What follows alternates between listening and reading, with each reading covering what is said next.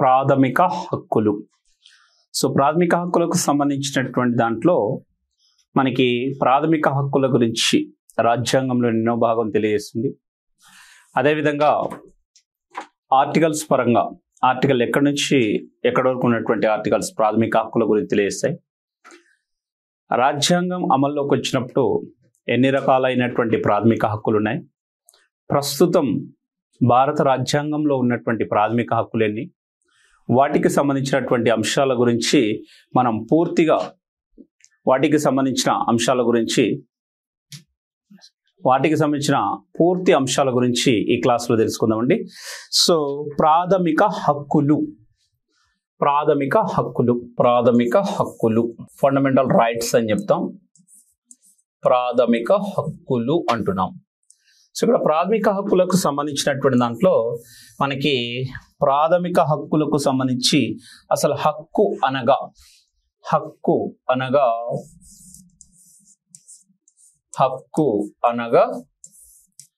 అధికారం లేదా అవకాశాన్ని కలిగి ఉండుట, అధికారం లేదా అవకాశాన్ని కలిగి ఉండుట అని అర్థం. మరి ప్రాథమిక హక్కులకు సంబంధించినటువంటి దాంట్లో మనకి ప్రాథమిక హక్కుల యొక్క నిర్వచనాన్ని కనుక గమనించినట్లయితే రాజ్యాంగం చేత గుర్తించబడి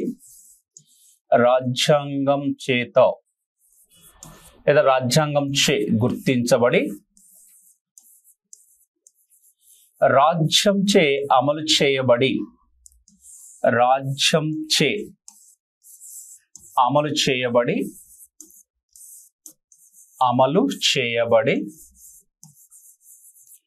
న్యాయస్థానాలచే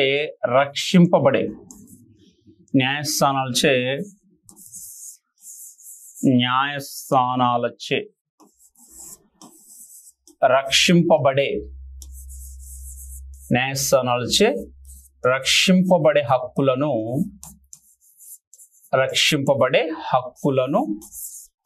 ప్రాథమిక హక్కులు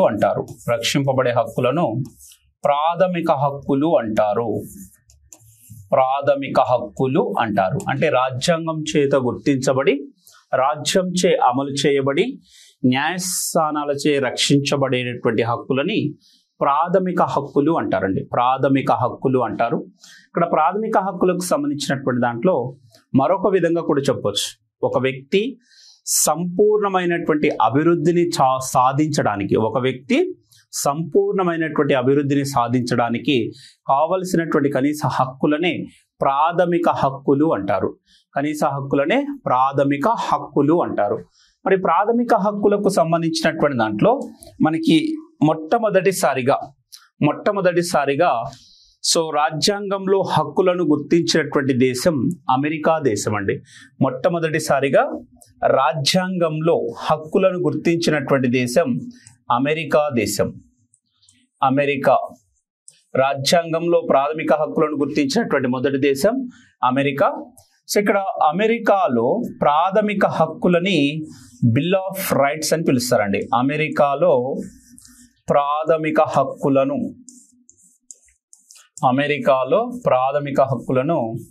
బిల్ ఆఫ్ రైట్స్ అని పిలుస్తారు.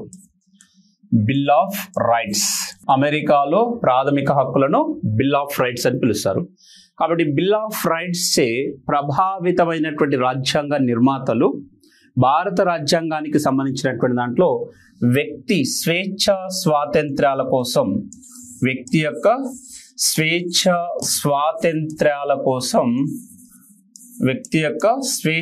స్వాతంత్ర్యాల కోసం ప్రాథమిక హక్కులను భారత రాజ్యాంగంలో చేర్చారు.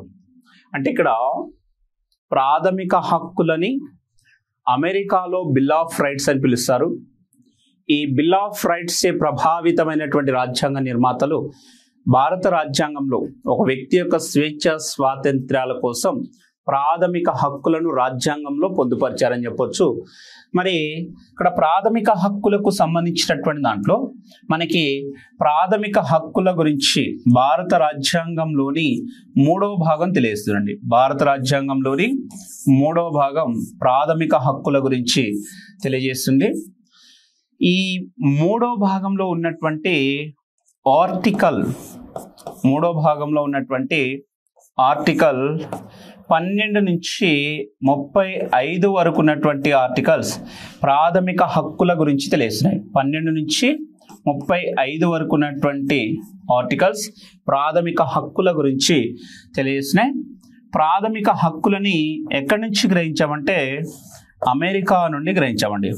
ప్రాథమిక హక్కులను ఎక్కడి నుంచి గ్రహించాం? అమెరికా నుండి గ్రహించాం. అమెరికాలో హక్కులను ఏమని పిలుస్తారని చెప్పాం? బిల్ ఆఫ్ రైట్స్ అని పిలుస్తారు. Bill of rights.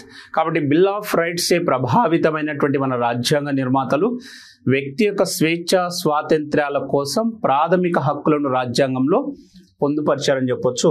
కాబట్టి ప్రాథమిక హక్కులను ఎక్కడి నుంచి గ్రహించామంటే అమెరికా నుండి. మరి ప్రాథమిక హక్కులకు ఉన్నటువంటి ప్రాధాన్యత లేదా విశిష్టత ఏంటిదంటే ప్రాథమిక హక్కులకి న్యాయ సంరక్షణ కలదండి. ప్రాథమిక హక్కులకి న్యాయ సంరక్షణ కలదు. ప్రాథమిక హక్కులకి న్యాయ సంరక్షణ కలదు అంటే ప్రాథమిక హక్కులకి భంగం కలిగినట్లయితే వాటిని సంరక్షించాల్సిన బాధ్యత భారత రాజ్యాంగం ఉన్నత న్యాయస్థానాలకి కల్పించిందండి. ప్రాథమిక హక్కులకి భంగం కలిగినట్లయితే హక్కులను సంరక్షించడం కోసం భారత రాజ్యాంగం ఉన్నత న్యాయస్థానాలకి ఇక్కడ సంరక్షించేటటువంటి బాధ్యత ఉన్నత న్యాయస్థానాలకు కల్పించింది. కాబట్టి ఆర్టికల్ 32 ప్రకారం సుప్రీంకోర్టు, ఆర్టికల్ 226 ప్రకారం హైకోర్టు ప్రాథమిక హక్కుల సంరక్షణ కోసం రిట్స్ ని జారీ చేశాయి. ప్రాథమిక హక్కుల సంరక్షణ కోసం రిట్స్ ని జారీ చేశాయి. అంటే ప్రాథమిక హక్కులకు భంగం కలిగినట్లయితే వాటిని సంరక్షించవలసినటువంటి బాధ్యత భారత రాజ్యాంగం ఎవరు కల్పించిందంటే భారతదేశంలోని ఉన్నత న్యాయస్థానాలకి. ఆర్టికల్ 32 ప్రకారం సుప్రీంకోర్టు, ఆర్టికల్ 226 ప్రకారం హైకోర్టు ప్రాథమిక హక్కుల సంరక్షణ కొరకు రిట్స్ ని జారీ చేస్తాయని చెప్పొచ్చు. అదేవిధంగా మరి ప్రాథమిక హక్కులకు సంబంధించినటువంటి దాంట్లో మనకి ప్రాథమిక హక్కులకు అంటే జాతీయ అత్యవసర పరిస్థితి కాలంలో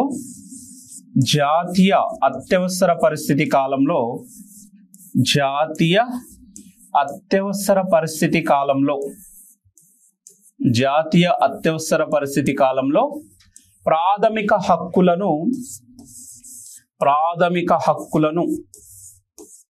తాత్కాలికంగా రద్దు చేసేటటువంటి అధికారం రాష్ట్రపతికి ఉంటుందండి. ప్రాథమిక హక్కులను తాత్కాలికంగా రద్దు చేయ అధికారం రాష్ట్రపతికి కలదని చెప్తున్నాం.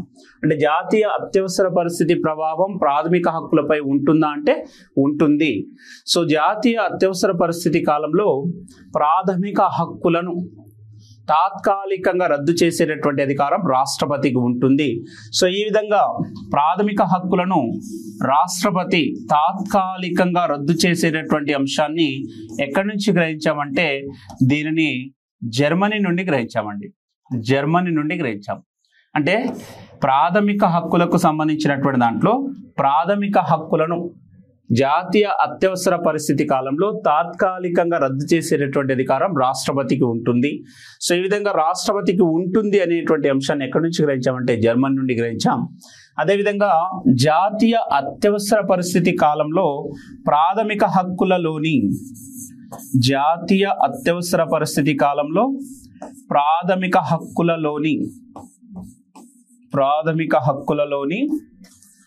ఆర్టికల్ 20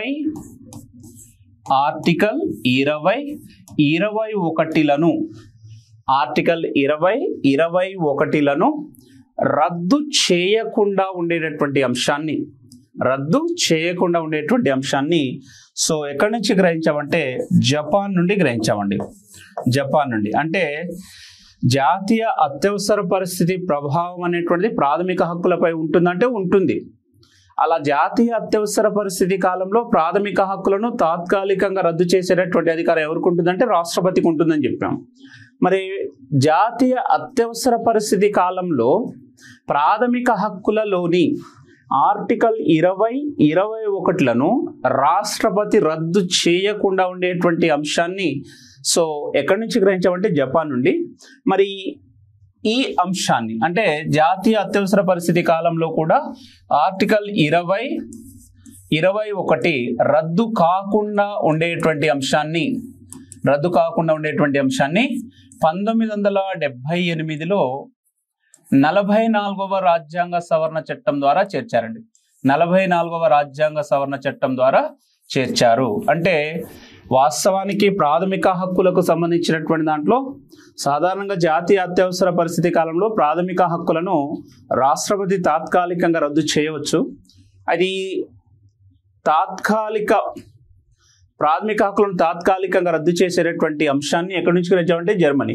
కానీ ప్రాథమిక హక్కులలోని ఆర్టికల్ 20-21లను రాష్ట్రపతి రద్దు చేయకుండా ఉండేటువంటి అంశాన్ని సో ఏ రాజ్యాంగ సవరణ చట్టం ద్వారా చేర్చారంటే 44వ రాజ్యాంగ సవరణ చట్టం ద్వారా చేర్చారు. సో మరి ఇక్కడ జాతీయ అత్యవసర పరిస్థితి కాలంలో ప్రాథమిక హక్కులను రాష్ట్రపతి రద్దు చేయకుండా ఉండేటువంటి అంశాన్ని ఎక్కడి నుంచి గ్రహించామంటే జపాన్ నుండి గ్రహించామని చెప్పొచ్చు. సో మరి ఇక్కడ ప్రాథమిక హక్కులకు సంబంధించినటువంటి దాంట్లో ప్రాథమిక హక్కులను భారతదేశంలో మాగ్నా కార్టా ఆఫ్ ఇండియా అని పిలుస్తారండి. ప్రాథమిక హక్కులను భారతదేశంలో మాగ్నా కార్టా ఆఫ్ ఇండియా అని పిలుస్తారు. ప్రాథమిక హక్కులను భారతదేశంలో మాగ్నా కార్టా ఆఫ్ ఇండియా అని పిలుస్తారు. మాగ్నా కార్టా ఆఫ్ ఇండియా అని పిలుస్తారు. ప్రాథమిక హక్కులను భారతదేశంలో మాగ్నా కార్టా ఆఫ్ ఇండియా అని పిలుస్తారు. సో ఎందుకనగా సో ప్రపంచంలోని ఇతర దేశాల్లో ఉన్నటువంటి హక్కులను లేదా ఇతర దేశాల్లో ఉన్నటువంటి హక్కులతో భారతదేశంలో ఉన్నటువంటి హక్కులను పోలిస్తే భారతదేశంగాను ఉన్నటువంటి హక్కులు అర్థవంతంగాను వివరణాత్మకంగాను ఉంటాయి అని చెప్తున్నాం. అర్థవంతంగాను వివరణాత్మకంగాను ఉంటాయి. అందువలన భారతదేశంలో ప్రాథమిక హక్కులను మాగ్నా కార్టా ఆఫ్ ఇండియా అని పిలుస్తాం. మాగ్నా కార్టా ఆఫ్ ఇండియా గతంలో అడిగాడు. మాగ్నా కార్టా ఆఫ్ ఇండియాని వేటిని పిలుస్తారంటే ప్రాథమిక హక్కులను పిలుస్తారు. కాబట్టి ప్రాథమిక హక్కులను భారతదేశంలో మాగ్నా కార్టా ఆఫ్ ఇండియా అని పిలుస్తారు. సో ఇక్కడ ఇతర దేశాల్లో ఉన్నటువంటి హక్కులతో పోలిస్తే భారతదేశంలో ఉన్నటువంటి హక్కులు అర్థవంతంగాను వివరణాత్మకంగాను ఉంటాయని చెప్పొచ్చు. మరి ఇక్కడ హక్కులకు సంబంధించినటువంటి దాంట్లో ఒకసారి హక్కుల చరిత్రను చూసినట్లయితే మనకి హక్కుల చరిత్ర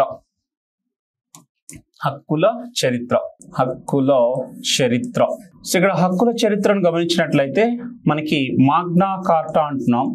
మాగ్నా కార్టా సో ఇక్కడ మాగ్నా కార్టా అనేటువంటి వ్యవస్థని మొట్టమొదటిసారిగా 1215వ సంవత్సరంలో బ్రిటన్ యువరాజు అయినటువంటి జాన్ ఎడ్వర్డ్ వన్ సో ఇక్కడ మాగ్నా కార్టా అనేటువంటి వ్యవస్థని 1215వ సంవత్సరంలో బ్రిటన్ యువరాజు అయినటువంటి జాన్ ఎడ్వర్డ్ వన్ అనేటువంటి వ్యక్తి మాగ్నా కార్టా అనేటువంటి దాన్ని ప్రవేశపెట్టారు. సో ఇక్కడ మాగ్నా కార్టా అనేటువంటి దాన్ని జాన్ ఎడ్వర్డ్ వన్ దేనికోసం ప్రవేశపెట్టారంటే ప్రజలకు ఏవైనా సమస్యలుంటే నేరుగా రాజును ప్రశ్నించేటటువంటి అధికారాన్ని కల్పించారని. ప్రజలకు ఏవైనా సమస్యలుంటే నేరుగా రాజును ప్రశ్నించేటటువంటి అధికారాన్ని కల్పించారు.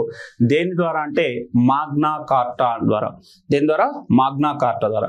సో ఈ మాగ్నా కార్టా అనేటువంటిది ప్రపంచంలోని మానవ హక్కులకి పునాది వంటిదిగా పేర్కొంటాం. మాగ్నా కార్టా అనేటువంటి దాన్ని ప్రపంచంలో ఉన్నటువంటి మానవ హక్కులకి పునాది వంటిదిగా పేర్కొంటారు. సో ఇక్కడ మాగ్నా కార్టా అంటే గొప్ప చట్టం అండి. మాగ్నా కార్టా అనగా గొప్ప చట్టం. మాగ్నా కార్టా అనగా గొప్ప చట్టం, గ్రేట్ యాక్ట్ అని చెప్తాం. అంటే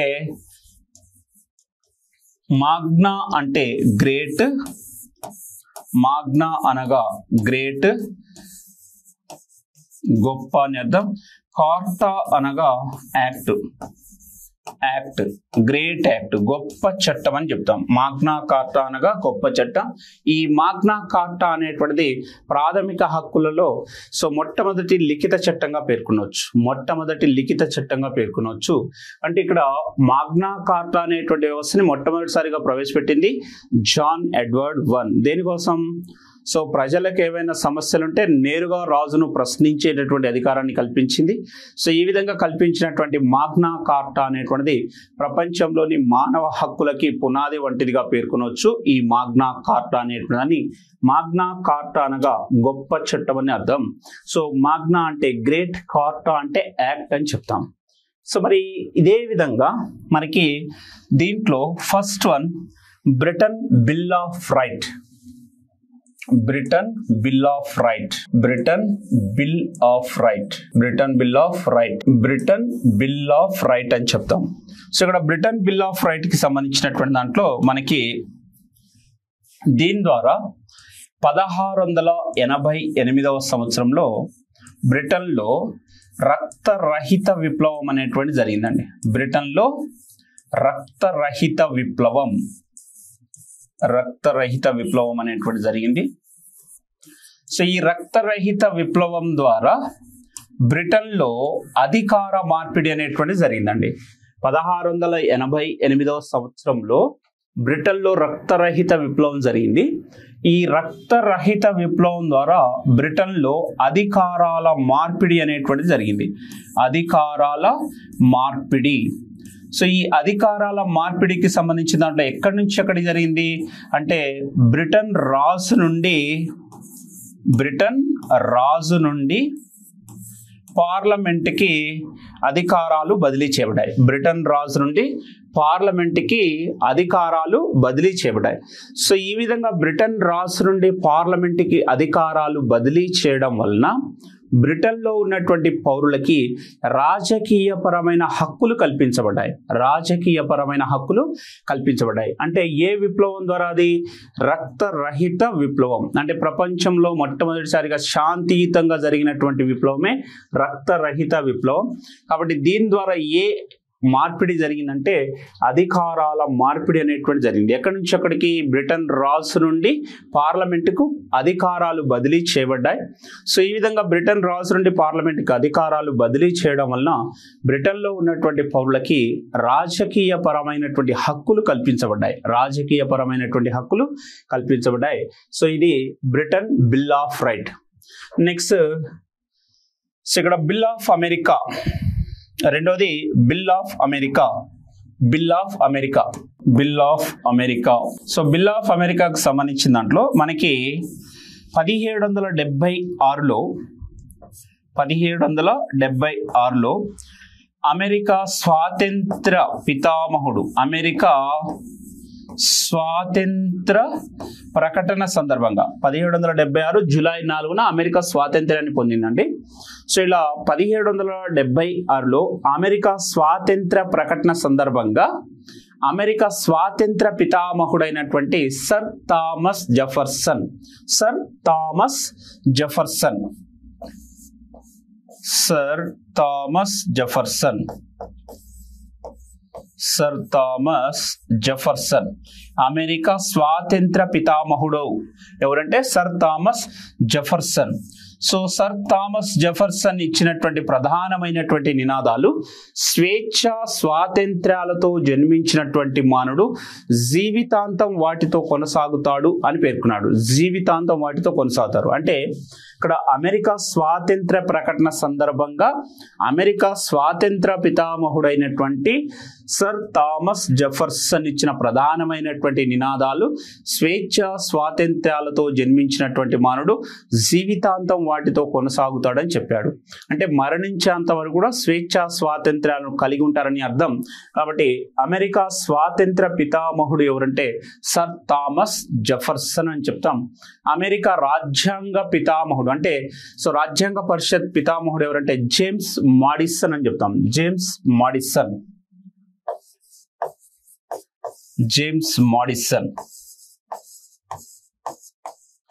సో అమెరికా రాజ్యాంగ పితామహుడు కాబట్టి అమెరికా రాజ్యాంగ పరిషత్ పేరు ఏంటంటే ఫిలాడెల్ఫియా కన్వెన్షన్ అని చెప్తాం. Philadelphia convention. కాబట్టి ఈ ఫిలాడెల్ఫియా కన్వెన్షన్ అనేటువంటి దేనికి సంబంధించిందంటే రాజ్యాంగ రచన కోసం ఏర్పాటు చేశారు. కాబట్టి అమెరికా రాజ్యాంగ పరిషత్ లేదా రాజ్యాంగ పితామహుడు ఎవరంటే జేమ్స్ మాడిసన్. అమెరికా స్వాతంత్ర పితామహుడు ఎవరంటే సర్ థామస్ జెఫర్సన్ అని చెప్తాం. ఇది బిల్ ఆఫ్ అమెరికా అని చెప్తాం. నెక్స్ట్ దీని తర్వాత ఫ్రెంచ్ హక్కుల ప్రకటన. ఫ్రెంచ్ హక్కుల ప్రకటన. సో ఇక్కడ ఫ్రెంచ్ హక్కుల ప్రకటన అని చెప్తున్నాం. సో ఇక్కడ 1789లో ఫ్రెంచ్ విప్లవం అనేటువంటి జరిగిందండి. ఫ్రెంచ్ విప్లవం. సో ఫ్రెంచ్ విప్లవం సందర్భంగా ఇచ్చిన ప్రధానమైనటువంటి నినాదాలు స్వేచ్ఛ, సమానత్వం, సౌభ్రాతృత్వం అనేటువంటి అంశాలను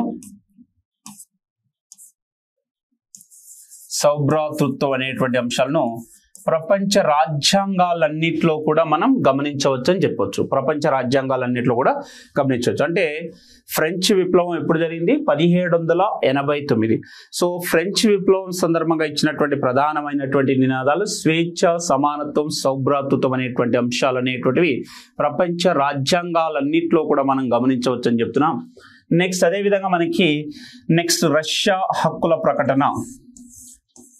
రష్యా హక్కుల ప్రకటన.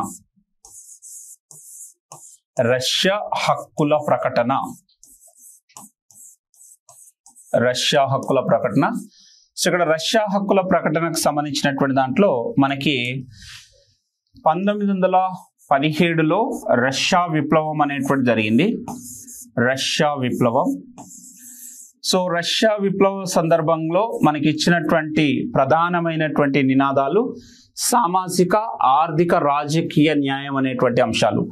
సామాజిక,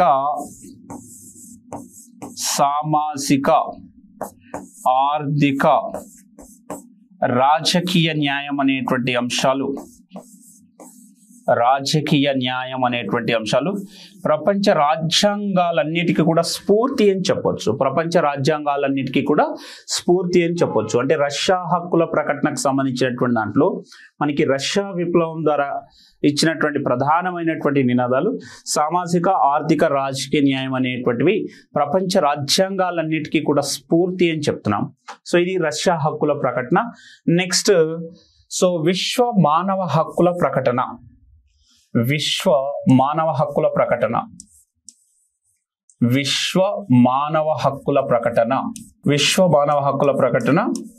సో ఇక్కడ విశ్వ మానవ హక్కుల ప్రకటనకు సంబంధించినటువంటి దాంట్లో మనకి ఐక్యరాజ్య సమితి 1948 డిసెంబర్ 10న ఐక్యరాజ్య సమితి సో విశ్వ మానవ హక్కుల ప్రకటన అనేటువంటి జారీ చేసింది.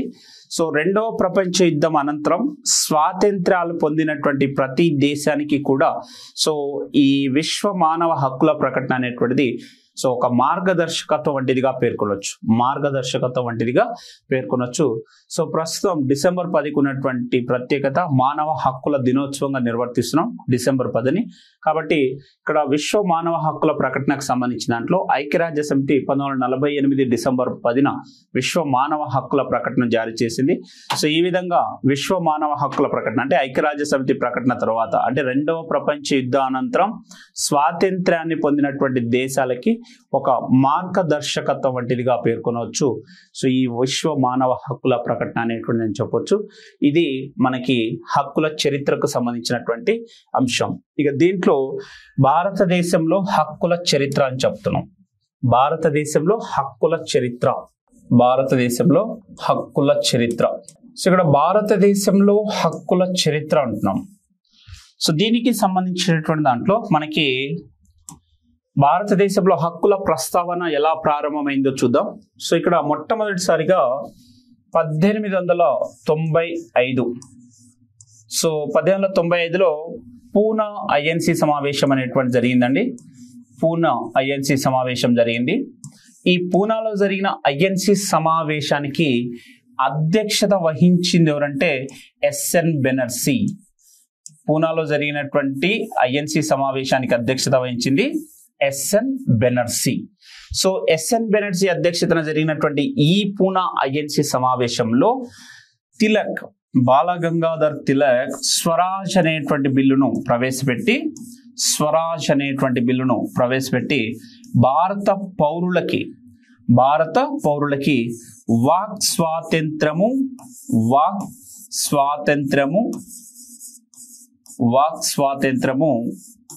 భావ ప్రకటన వంటి హక్కులను కల్పించాలని బ్రిటిష్ ప్రభుత్వాన్ని కోరడం జరిగింది. భావ ప్రకటన వంటి హక్కులను భారత పౌరులకు కల్పించాలని బ్రిటిష్ ప్రభుత్వాన్ని కోరడం జరిగింది. అంటే 1895లో పూనా ఐఎన్సి సమావేశం అనేటువంటి జరిగిందండి. అయితే ఈ పూనా ఐఎన్సి సమావేశానికి అధ్యక్షత వహించింది ఎస్ఎన్ బెనర్జీ, సురేంద్రనాథ్ బెనర్జీ అని చెప్తాం. అయితే ఈ సురేంద్రనాథ్ బెనర్జీ అధ్యక్షతన జరిగినటువంటి ఈ పూనా ఐఎన్సి సమావేశంలో బాలగంగాధర్ తిలక్ స్వరాజ్ అనేటువంటి బిల్లును ప్రవేశపెట్టి భారత పౌరులకి వాక్ స్వాతంత్రము, భావ ప్రకటన వంటి హక్కులను కల్పించాలని బ్రిటిష్ ప్రభుత్వాన్ని కోరడం జరిగింది. సో నెక్స్ట్ అదే విధంగా మనకి 1922లో గాంధీజీ యంగ్ ఇండియా పత్రికలో వ్యాసాన్ని రాస్తూ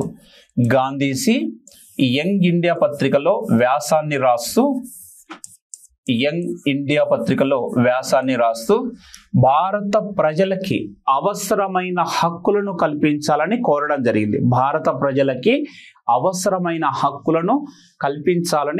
జరిగింది. అంటే 1922లో గాంధీజీ యంగ్ ఇండియా పత్రికలో వ్యాసాన్ని రాస్తూ భారత ప్రజలకు అవసరమైన హక్కులను కల్పించాలని కోరడం జరిగింది.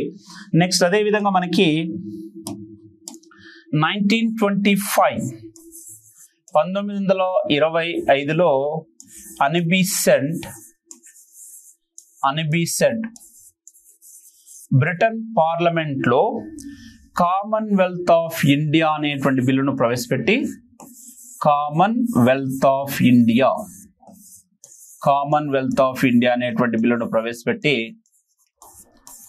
ఐర్లాండ్ ప్రజల మాదిరిగానే శాశ్వత ప్రాతిపాదికపై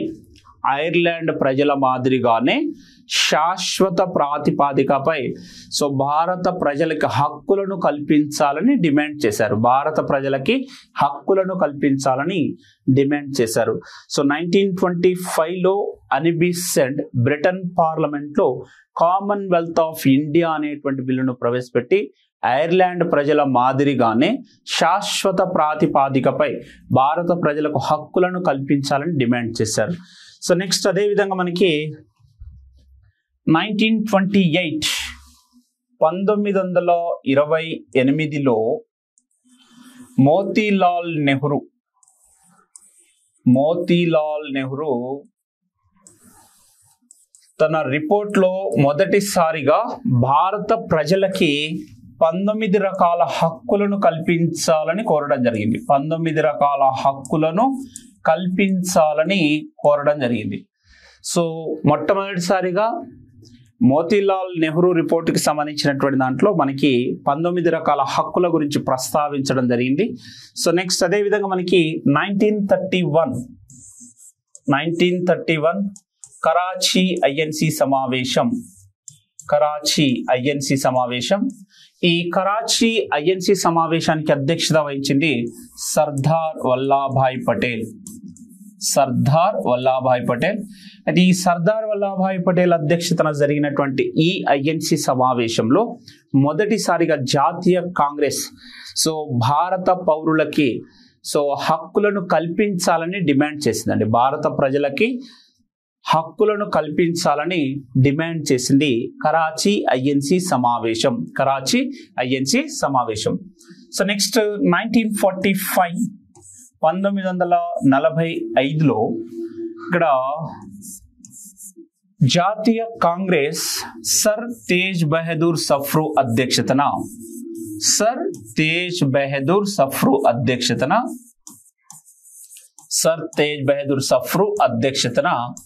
జాతీయ కాంగ్రెస్ మేధావుల కమిటీని ఏర్పాటు చేసిందండి. మేధావుల కమిటీని ఏర్పాటు చేసింది. సో ఈ విధంగా ఏర్పాటు చేసిన మేధావుల కమిటీని ఏర్పాటు చేసింది జాతీయ కాంగ్రెస్. అయితే ఈ సర్ తేజ్ బహదూర్ సఫ్రూ కమిటీ భవిష్యత్తులో రాజ్యాంగాన్ని కనుక రూపకల్పన చేస్తే రాజ్యాంగంలో ప్రాథమిక హక్కులను చేర్చాలని సూచించింది. రాజ్యాంగంలో ప్రాథమిక హక్కులను చేర్చాలని సూచించింది సర్ తేజ్ బహదూర్ సఫ్రూ కమిటీ అని చెప్పొచ్చు. సో ఇది మనకి భారతదేశంలో హక్కుల చరిత్ర అని చెప్తాం. సో నెక్స్ట్ దీని తర్వాత రాజ్యాంగ పరిషత్లో ప్రాథమిక హక్కులు. రాజ్యాంగ పరిషత్లో ప్రాథమిక హక్కులు. రాజ్యాంగ పరిషత్లో ప్రాథమిక హక్కులు. ప్రాథమిక హక్కులు. రాజ్యాంగ పరిషత్లో ప్రాథమిక హక్కులు. సో ఇక్కడ రాజ్యాంగ పరిషత్లో ప్రాథమిక హక్కులు అని చెప్తున్నాం. సో ఇక్కడ రాజ్యాంగ పరిషత్కి సంబంధించినటువంటి దాంట్లో మనకి రాజ్యాంగ పరిషత్ యొక్క మొదటి సమావేశం అనేటువంటిది 9th డిసెంబర్ 1946 రోజున రాజ్యాంగ పరిషత్ యొక్క మొదటి సమావేశం అనేటువంటిది జరిగిందండి. మొదటి సమావేశం అనేటువంటిది జరిగింది. మొదటి సమావేశం ఏ రోజున జరిగింది? 9th డిసెంబర్ 1946 రోజున రాజ్యాంగ పరిషత్ యొక్క మొదటి సమావేశం జరిగింది. సో అదే విధంగా మనకి రాజ్యాంగ పరిషత్ యొక్క మూడవ సమావేశం 13th డిసెంబర్ 1946 రోజున రాజ్యాంగ పరిషత్ యొక్క మూడవ సమావేశం. రాజ్యాంగ పరిషత్ యొక్క మూడవ సమావేశం అనేటువంటి జరిగింది. మూడవ సమావేశం ఏ రోజున జరిగింది? 13th డిసెంబర్ 1946 రోజున మూడవ సమావేశం జరిగింది. అయితే ఈ మూడవ సమావేశంలో జవహర్ లాల్ నెహ్రూ, రాజ్యాంగ పరిషత్ యొక్క మూడవ సమావేశంలో జవహర్ లాల్ నెహ్రూ 8 అంశాలతో కూడినటువంటి జవహర్ లాల్ నెహ్రూ 8 అంశాలతో కూడినటువంటి 8 అంశాలతో కూడినటువంటి లక్ష్యాలు ఆశయాలు అనేటువంటి తీర్మానాన్ని ఆశయాలు అనేటువంటి తీర్మానాన్ని ప్రవేశపెట్టారు. అంటే ఆబ్జెక్టివ్స్ అండ్ రెజల్యూషన్స్ అనేటువంటి లక్ష్యాలు ఆశయాలు అనేటువంటి తీర్మానాన్ని ప్రవేశపెట్టారు. ఈ విధంగా ప్రవేశపెట్టబడిన లక్ష్యాలు ఆశయాలు అనేటువంటి తీర్మానాన్ని రాజ్యాంగ పరిషత్ 22 జనవరి 1947న ఏకగ్రీవంగా ఆమోదించింది. ఆబ్జెక్టివ్స్ అండ్ రెజల్యూషన్స్ అనేటువంటి అంశాన్ని రాజ్యాంగ పరిషత్ ఏ రోజున ఆమోదించిందంటే 22 జనవరి 1947న ఆమోదించింది. 22 జనవరి 1947న ఆమోదించింది. సో ఇలా ఆమోదించినటువంటి ఈ అంశం తర్వాత రాజ్యాంగ పరిషత్లో వివిధ అంశాలపై అధ్యయనం చేయడం కోసం సో మనకి 22 కమిటీలను ఏర్పాటు చేశారు. అందులో మనకి ఒక కమిటీ సలహా సంఘం కమిటీ. రాజ్యాంగ పరిషత్లో ఒక కమిటీ సలహా సంఘం కమిటీ. ఈ సలహా సంఘం కమిటీని ఏ రోజున ఏర్పాటు చేశారంటే సలహా సంఘం కమిటీని 24 జనవరి 1947న సలహా సంఘం కమిటీని ఏర్పాటు చేశారు. ఈ సలహా సంఘం కమిటీకి చైర్మన్ ఎవరంటే సర్దార్ వల్లభాయ్ పటేల్ అండి. సలహా సంఘం కమిటీకి చైర్మన్ ఎవరంటే సర్దార్ వల్లభాయ్ పటేల్.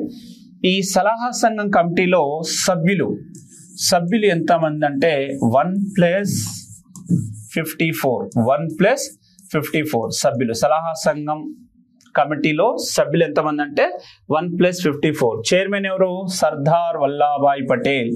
చైర్మన్ ఎవరంటే సర్దార్ వల్లభాయ్ పటేల్. ఏ రోజున ఏర్పాటు చేసాం సలహా సంఘం కమిటీని? 24 జనవరి 1947న ఏర్పాటు చేసాం. అయితే ఈ సలహా సంఘం కమిటీలో మళ్ళీ 4 ఉప కమిటీలను ఏర్పాటు చేశారు. 4 ఉప కమిటీలను ఏర్పాటు చేశారు. ఆ 4 ఉప కమిటీలను ఏర్పాటు చేశారు. సలహా సంఘం కమిటీలో 4 ఉప కమిటీలను ఏర్పాటు చేశారు. సో ఈ 4 ఉప కమిటీలను ఏ రోజునంటే 12 ఫిబ్రవరి 1947న సలహా సంఘంలో 4 ఉప కమిటీలను ఏర్పాటు చేశారు. 12 ఫిబ్రవరి 1947న సలహా సంఘంలో 4 ఉప కమిటీలను ఏర్పాటు చేశారు. ఈ 4 ఉప కమిటీల్లో ఒక ఉప కమిటీ ప్రాథమిక హక్కులపై ఉప కమిటీ, ప్రాథమిక హక్కులపై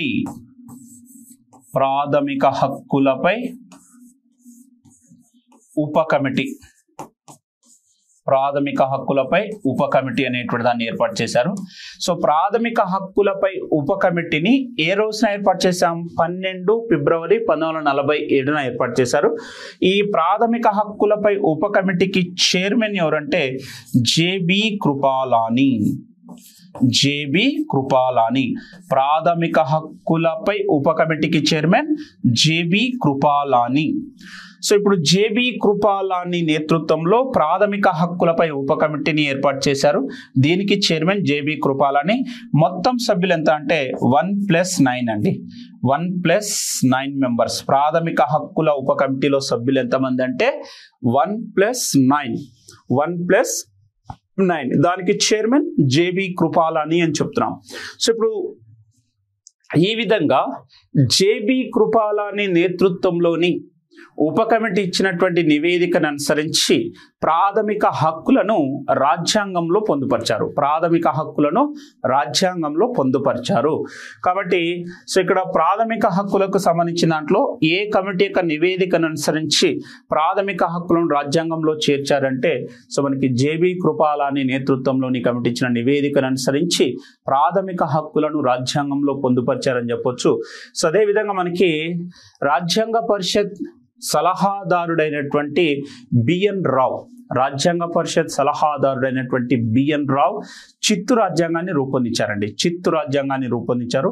ఇతను రచించినటువంటి చిత్తు రాజ్యాంగంలో న్యాయ సంరక్షణ కలిగినటువంటి అంశాలను ప్రాథమిక హక్కులు గాను, న్యాయ సంరక్షణ లేనటువంటి వాటిని ఆదేశిక సూత్రాలు గాను వర్గీకరణ చేశారు. ఆదేశిక సూత్రాలు గాను వర్గీకరణ చేశారు. సో ఇది రాజ్యాంగ పరిషత్తులో ప్రాథమిక హక్కులు అని చెప్పొచ్చు.